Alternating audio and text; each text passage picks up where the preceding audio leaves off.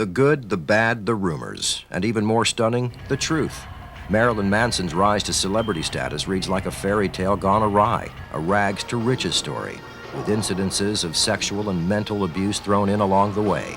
And when it's all said and done, the Reverend Manson denies nothing and blames no one.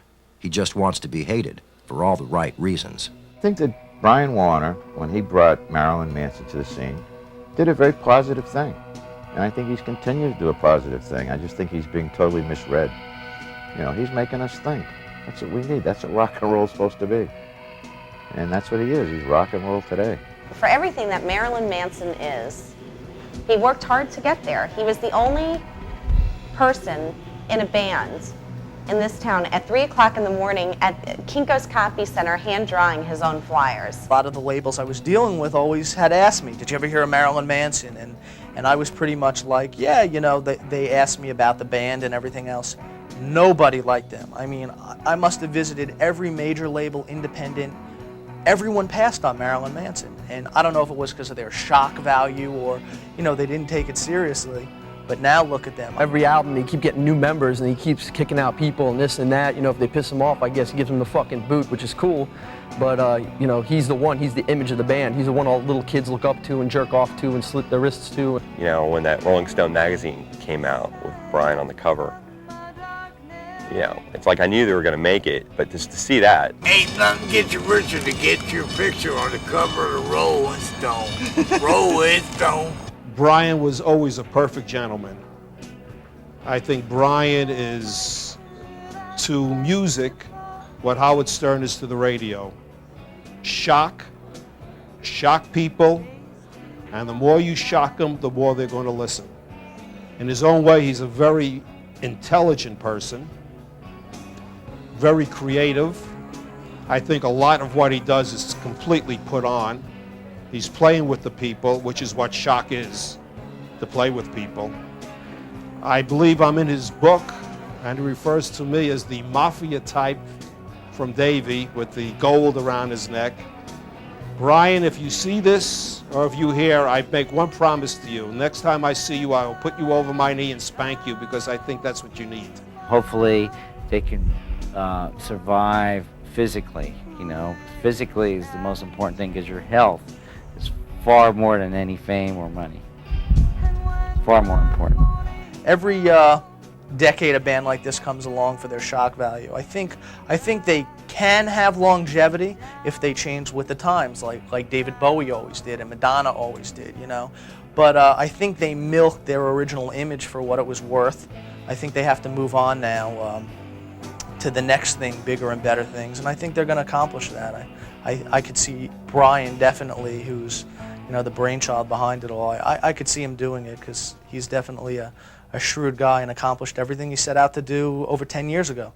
By the time this documentary has been released, Mr. Manson will have reinvented himself once again.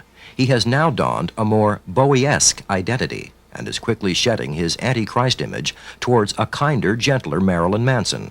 With a new glam look and some breasts, he is definitely becoming more Marilyn than Manson.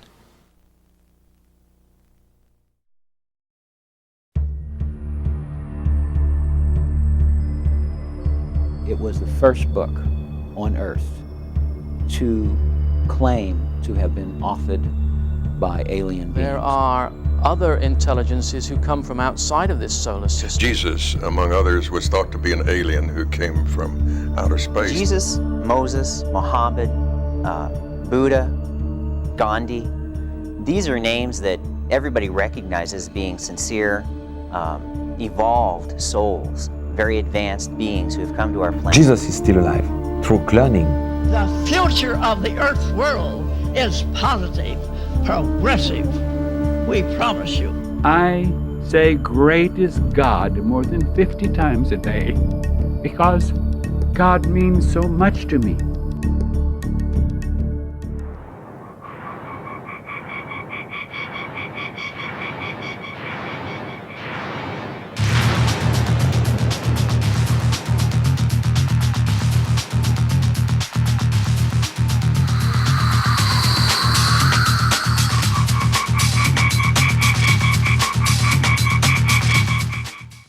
just the perfect distance from a brilliant star, this little blue planet with all the right mixtures of gases and liquids, floating inconspicuously along the cosmos, has brought forth some rather big questions.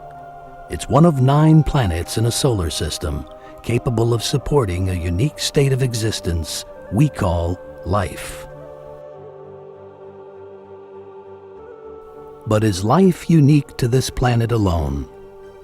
There are billions of stars like our own sun in the Milky Way galaxy, which is just one of a billion galaxies sprawled across the universe.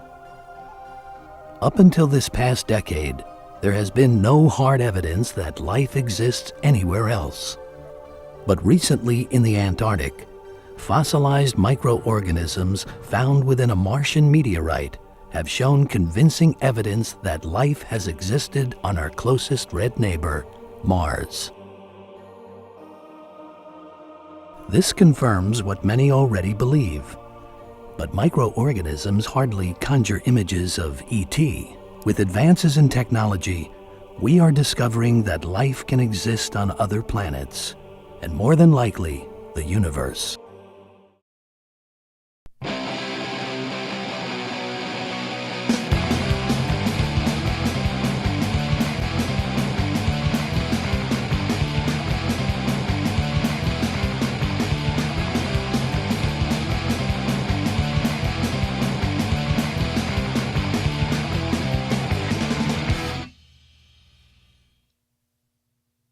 We've finally just become a family, and I mean that in the sense of being more than just a band. I'm gonna be in a band, a punk rock band, and Bad Religion's just a good influence. To me, they're like the best punk rock band ever. If Bad Religion didn't exist, my songwriting style wouldn't be the way it is. Rise Against probably wouldn't sound the way it does. I owe them a lot. You know, I've had people come up to me and say, hey man, you know, that 7-inch you did with Noam Chomsky back in blah de blah really changed the way I think about the world and you know, really influenced me to you know, be involved politically. We took a sound from a small scene, right, a small local scene, and through Epitaph we kind of brought it to the world and popularized it. We didn't invent it. We never really planned more than a year ahead because no one knows what's going to happen. Of course, at this point, someone could die of old age. The ongoing joke is 5 more years, and we've been saying that for 20 years. Thank you very much.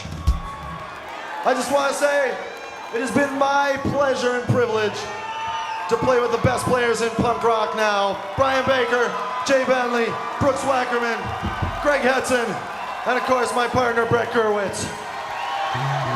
But the great privilege of all, of course, is being able to play for you guys for so long. And thank you so much for coming. And thanks. Hope we'll see you next time along the way.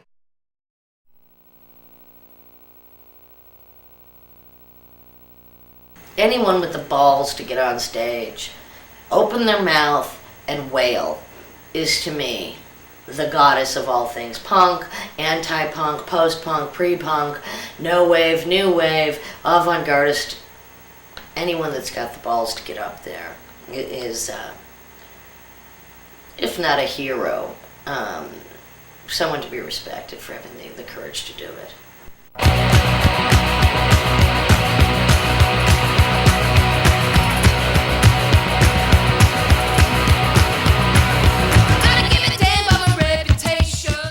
Kim Deal kind of scares me, but that's probably a good thing. I love the Pixies. I like the Breeders too, but I love the Pixies.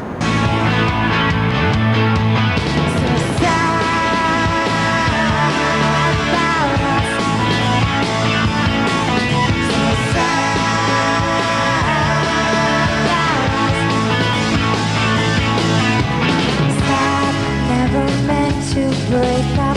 Sad, suppose we'll never make up. She's got such a beautiful, pure voice, and she has such control over it that it's almost a shame that other people get to sing sometimes. When you hear somebody with a voice like that, it's like, all right, now that's a professional quality voice. It's like if you go to one of those beaches where people take their clothes off every now and again, and you start looking around and you see all these really, really unattractive people naked, you think, you know, let's just leave the nudity to the professionals. Leave the public nudity to the people, you know, who take it seriously. You know, you're not doing it for yourself. You're doing it for all the people looking at you. So, and I sort of feel like that about her voice. Like, her voice is so beautiful.